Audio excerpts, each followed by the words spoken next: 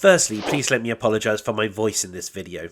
I got COVID roughly halfway through recording. You might be able to hear its effects in my voice. Also, due to repeated complaints about the border I use to avoid automated copyright claims, I have done 2 versions of this episode. If you find this version hard to watch, please click the link in the description to watch the other version. Whichever one gets the more likes will become this channel's future brand style. Thanks for watching.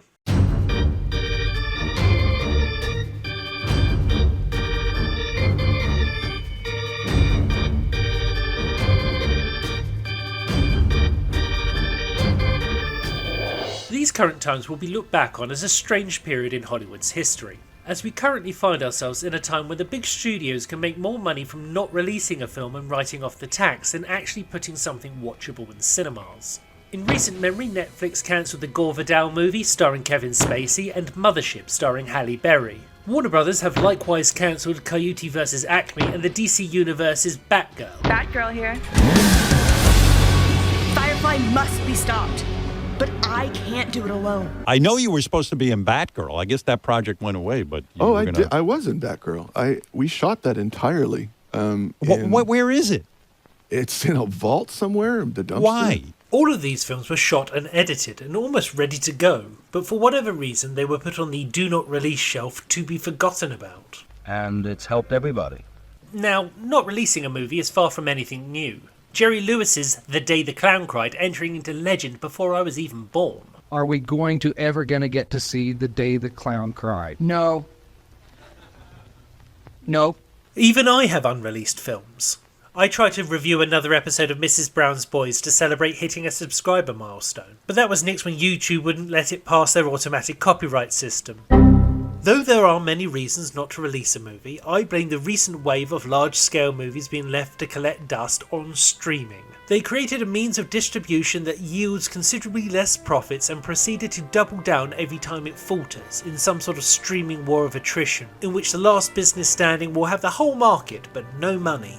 What kind of a thing have I turned into? Roger Corman's Fantastic Four movie was allegedly produced with the express intention of it never being released. I find that notion difficult to believe, as the amount of time and effort it takes to make even a crap film means the filmmakers would have been better off just flushing that money straight down the toilet. But then the streaming model doesn't make sense either, so let's just assume it's true. Careful, I must be in shock. I don't feel any pain. This film was leaked on the internet by a crew member who had a VHS copy. It has since been cleaned up and upscaled by fans. And having watched all 4 Fantastic Four movies released to date, I can say that this is the best one, or at least it's the closest in spirit to the original comics. If you can overlook the cheapness of the effects, you might just have a lot of fun. The saga of the Fantastic Four started in 1992. Bert Eichinger, a German producer who was a friend of mine, came to me, I think in September or October, I think it was September of that year, and he said he had a problem and maybe I could help him. There is a very good documentary made about this movie called Doomed. And there's an even more in-depth book called Forsaken by William Nesbitt. So I'm not going to go into great detail about this one, but it's in the wheelhouse of what I wanted to talk about. Long unreleased movies that eventually managed to escape.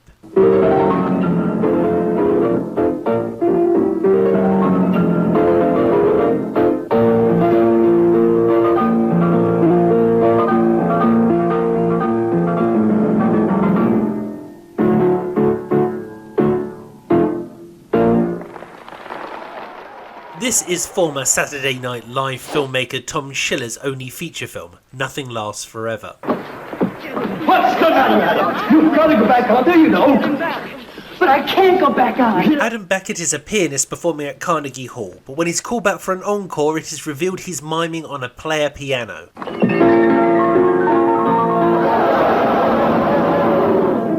It's a player piano.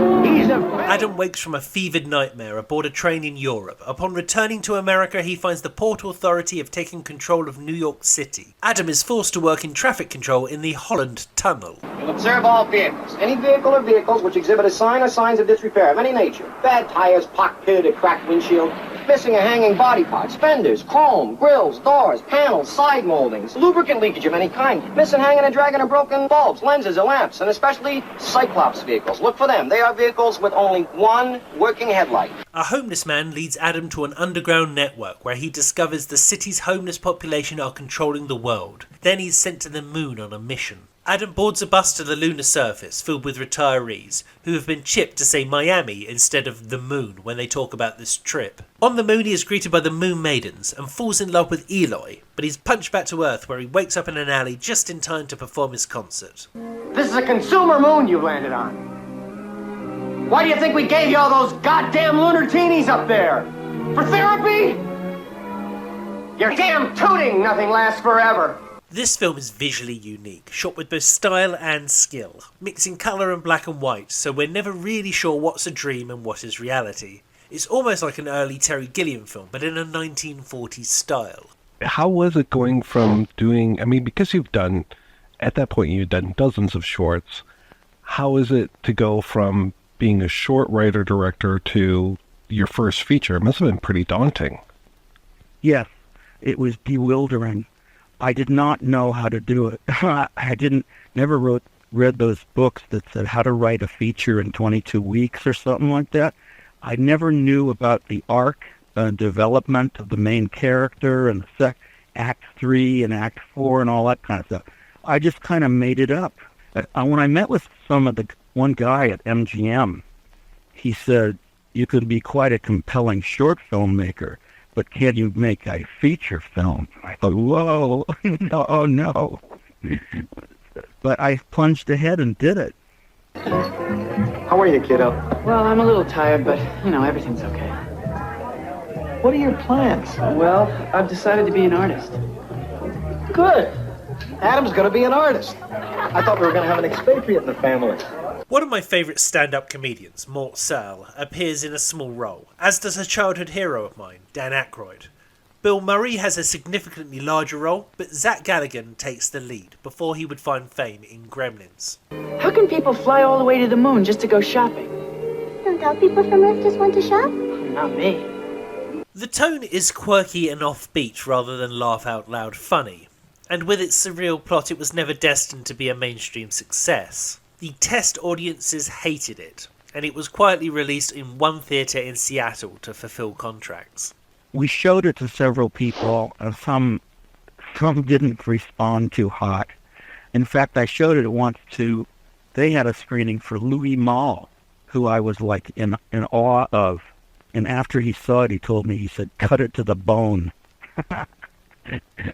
Which I guess in retrospect means it's too long. You know what I mean? And in a way, you're sort of right. I wish I could take a few minutes out here and there. After its secret theatrical run, the film disappeared. It never got a home video release due to contractual reasons which still prevent it from being released on home viewing now. But the television broadcast rights are secure, and in 1994 it was broadcast on British TV on a show called Withdrawn, which was presented by the director Alex Cox. Nothing Lasts Forever was directed by Tom Schiller in 1934. Schiller was assistant prop man on King Kong. It is he, covered in boot polish, who stands on top of the giant gates on Skull Island shouting "Kong, Conga, Kong," as the giant ape comes looking for Fay Ray. The same year, 1933, he directed the first of a series of docudramas about the lives of great pianists. Nothing Lasts Forever, the story of the concert pianist Adam Beckett, is the second in his long series of piano-oriented films. Beckett, a vastly popular concert pianist of the teens and 20s, died tragically in 1928 when he was mistaken for John Dillinger at a Chicago rooming house. The young man was leaving the building with a packet of curtain rods wrapped in brown paper when he was accosted by two nervous FBI men who believed they had caught America's most wanted fugitive. What they didn't know was that Beckett, like Beethoven before, was completely deaf. The tragedy that followed forms the climax to Schiller's moving film. I'm not in on the joke here, but for some reason everything Alex Cox is saying in this introduction is complete fiction. But let's ignore that. VHS home recordings of this broadcast are the most common in circulation on the internet, but the film has played on television in Germany, France, Holland, and in its highest quality on Turner Classic Movies in the US, who have broadcast the film twice. This film does get screened from time to time at festivals or special events, often with Schiller or Bill Murray present, and as a result has gained something of a cult following. But after its financial failure, Schiller would focus his career on making adverts or documentaries. And what's supposed to be wonderful about America is that you can be a nut or you can be different and you can still do it. You just won't get famous in that system. I found my copy of Nothing Lasts Forever on archive.org, and just in case the rights owners are listening, if I could have paid for a legal copy, I would have. It's a good film. I'm in with Hancock's, the trainers, and I'll give you two. 2 for the third race. Come on, you just make it. So I pulled out this inordinately large sum of money, which he immediately grabbed, you see, right? And he'd give me 2. Hermosa of Selsden as number 1 and Polish Otto. Hermosa of Selsden, right? Do it on a tote, he said. Do it on the forecast. So I went in and I shelled out 10 shillings on Hermosa of Selsden and the other dog, right? I come back outside again, see how the betting was going? Hermosa of Selsden is 10-1. This is the local Stigmatic, a filmed version of the Heathcote Williams play of the same name, starring Al Pacino and Paul Guilfoyle. I never pay for sex, right? That's because Jesus Christ paid for our sins. That's got nothing to do with it. After getting a bad tip at the dog racing, Graham and Ray decide to go to a gay bar which Ray has been thrown out of previously. They stop at the cinema to take in a film, then have an altercation in the street with a drunk who may or may not be the person who gave Graham a bad tip. I've seen you, haven't I? Cat for dog track. Well, you're not Joseph at all. Get out of my fucking way. Yeah? Don't you touch me. I've ever walked to walk up and down here without you bloody fucking drug addicts coming up to me.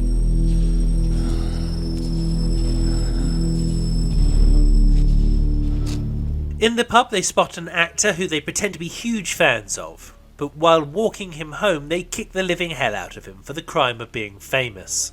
Kick him in the stomach, get him on the ground, put your handkerchief in his mouth, kick him again, we see what follows.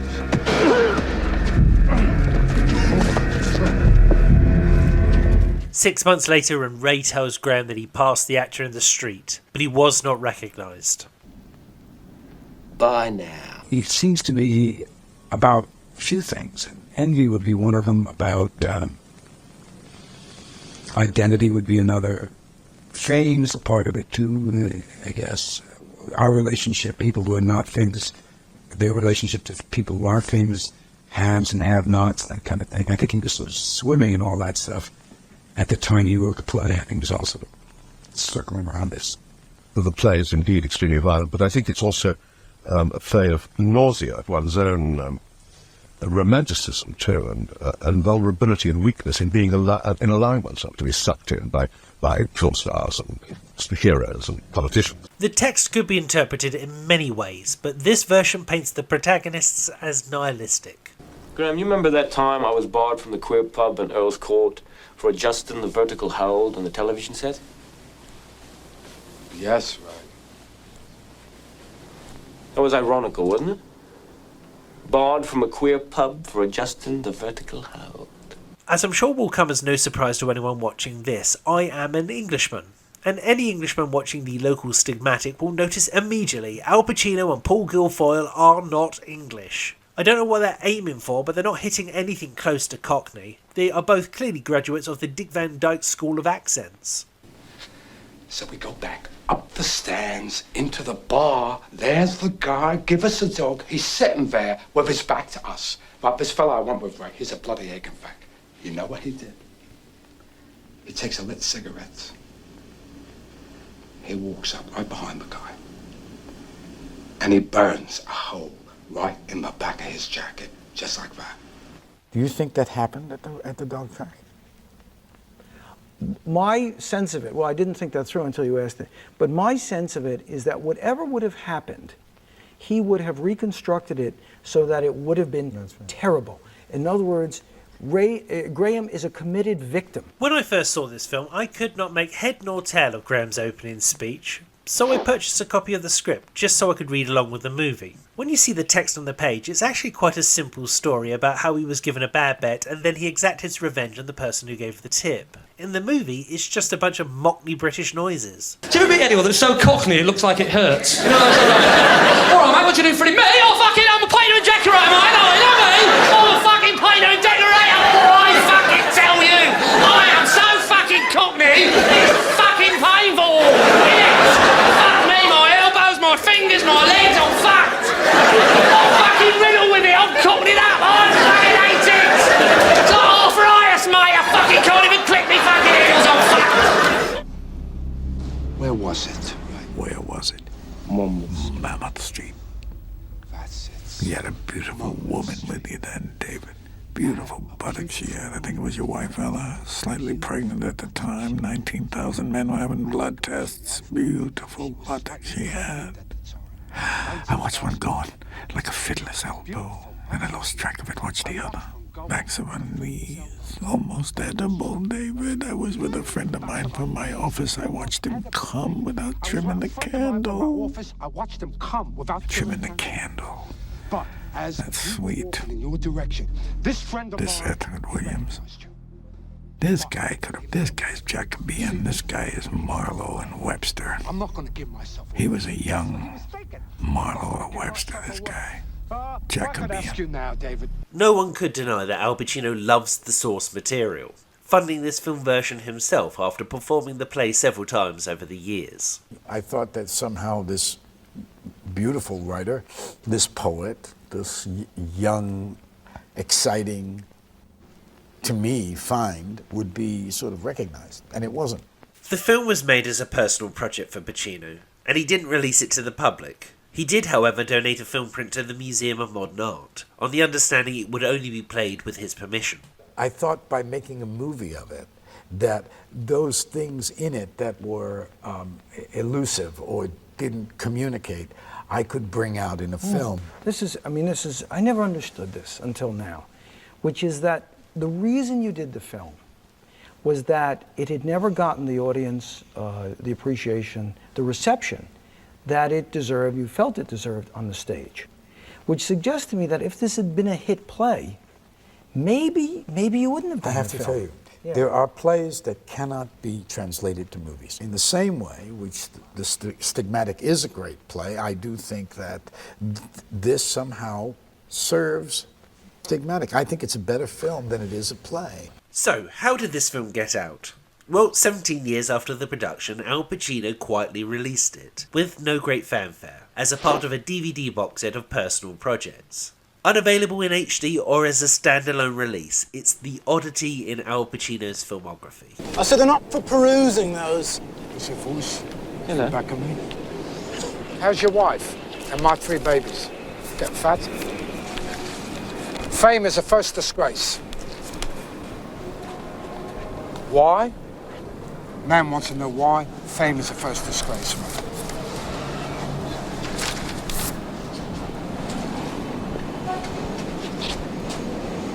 Well, everyone knows that.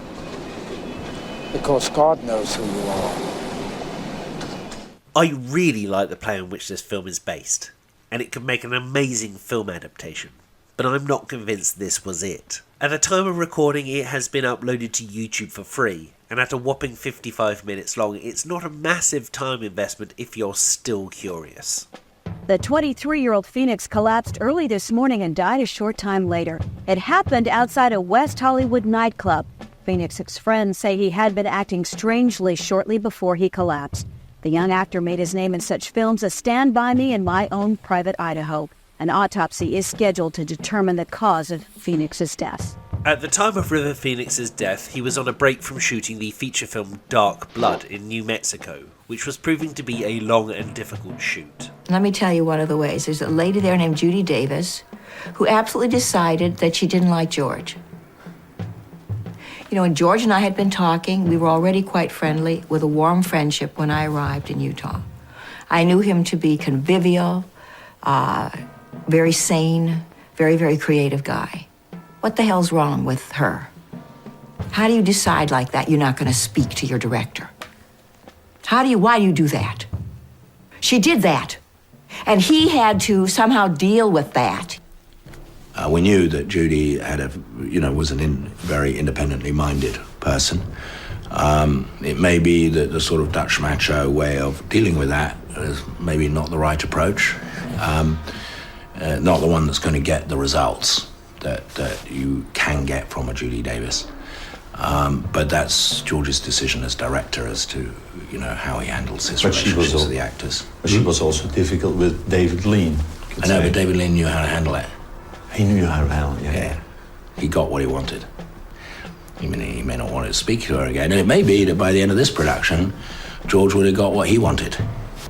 I could have, You saw that. I think the English subtle, manipulative, quiet approach would work much better with Judy than a more kind of confrontationalist style of management. With 80% of the movie in the can, this should have been salvageable. Maybe with some body doubles and a few rewrites it could have worked. Heath Ledger had filmed less of the Imaginarium of Dr. Parnassus, and I think the changes they made to accommodate his death actually improved the movie. But stars Judy Davis and Jonathan Pryce did not wish to continue after the tragedy. And it was clear that this was not going to get solved. Therefore, we had to accept that situation and make the picture within it, and maybe we'll get something amazing as a result of that because of the conflict and the tension. I don't wish to be cynical, but maybe we will. And I can imagine George, would certainly have the right to have got depressed by it, as would Judy, I have to say. They were just coming from such different places.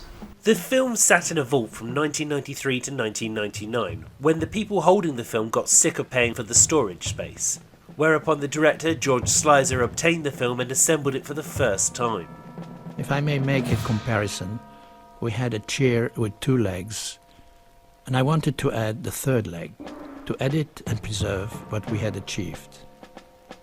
The 4th leg will always be missing, but the chair would then be able to stand upright. Please take pleasure in the unfinished film, Dark Blood. An out-of-work actor and his ex-showgirl wife are on their second honeymoon. Their car breaks down in the desert, and in looking for help, Buffy ends up at a cabin belonging to River Phoenix's character, Boy. They end up staying with River Phoenix, who takes an instant shine to Harry's wife, and promises to take him to the nearest town just as soon as he can. But he keeps delaying the journey, and goes as far as dismantling his truck so they cannot leave. They are now hostages, trapped in the middle of nowhere. Scenes which are missing. I give you one scene which I miss very much, is when they meet in the beginning, when she comes up to see and he's there. She has a wound on her foot. Now I say something, because we don't have the scene, which was an interior scene, therefore to be shot later. When he takes care of the foot. That scene, I had really well in my head how. And it was the big love scene of the film. She comes there, she's exhausted, and she has a wound, and he takes care of the wound. And you'd say, God, can only do a man who has sensibility and gentleness with an unknown woman to be loving. Due to the production being abandoned, the gaps in the narrative were filled with the director recounting the events as written in voiceover. Hi.